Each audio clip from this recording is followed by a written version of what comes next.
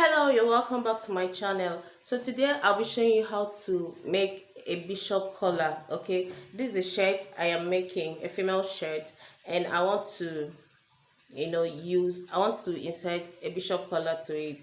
So now I've folded this. I folded the neckline into two, and at the shoulder line, okay, where the seam meets, I'll need I'll need to pin this together, and then I'll bring in my tape rule and I'll measure what I have. Remember, it's on fold. Okay, so measuring this,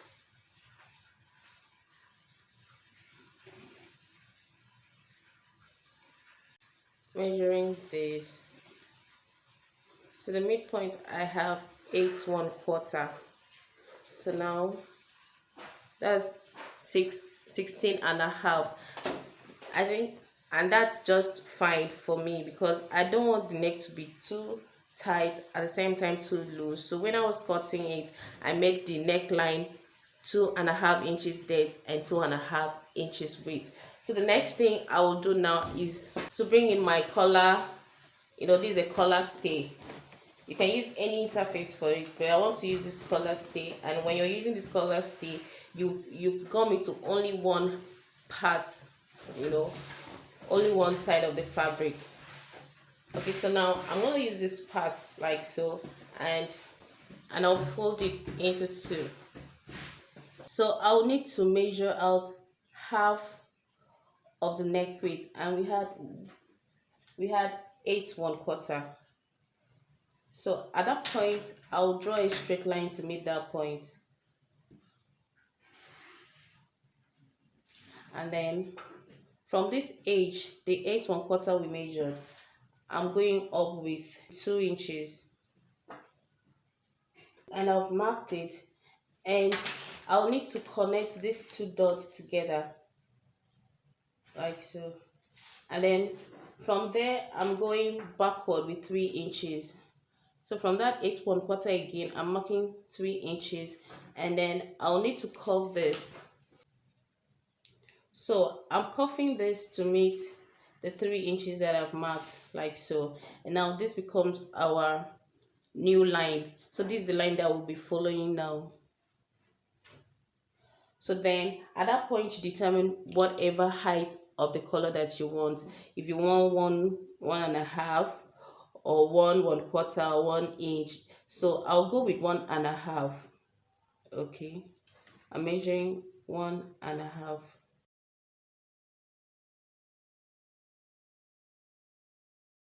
So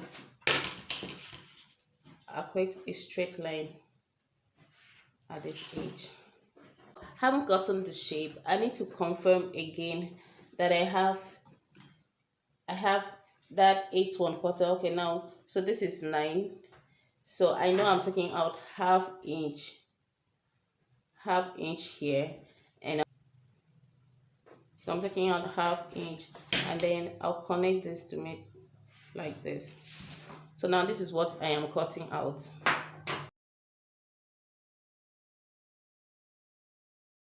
So I will iron this to a fabric, to the piece of fabric that I'm using to make the collar. So for this collar stay, there's a gum part and the normal part. So I'll use the gum part and iron it to the fabric. So ironing this on a fabric, I've ironed it and I left half inch all round. Now when you're ironing a collar stay to a fabric, you need to be patient with it so it will gum well. So I've ironed it, and then I'll place it on another piece of fabric, the right side of the fabric facing the right side, like so. And I'll cut this out. So I've placed the two fabrics together, and remember this down part like this is where we are sewing to the fabric. So now I'll just sew from this corner very close to the collar stay, and I'll take you around this top part to this edge again, and then I'll stop stitch. Now before I do that, I'll fold one of these on the fabric. I'll iron it down and sew it down. So this is the half inch I said we will fold it on the collar stay and then sew it down to the collar stay. And I've sewn the half inch all round.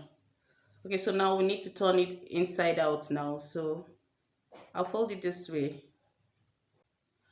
I want to bring out the pointy end.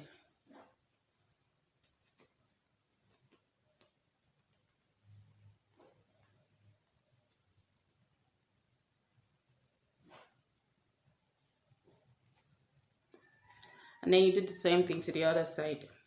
So when it does not come out very well, you use your office pin to just pick it a little and drag it to make it very pointy. So now I'll top stitch on this just to put it in place on the other side. So for this, what we have of our bishop sleeve. So I'll take it to the midpoint. I need to notch the midpoint because I want to sew it to the shirt now. I'll notch the midpoint and then bring in my shirt, and I'll take this part to the midpoint to the midpoint and pin it. And then I'll use half inch, sew it to this, sew it to the button stand. Use half inch, sew it to the button stand here, and then to this side as well. And then I'll use this part and cover it and sew it on the edge here very close, so it will just keep everything in one spot.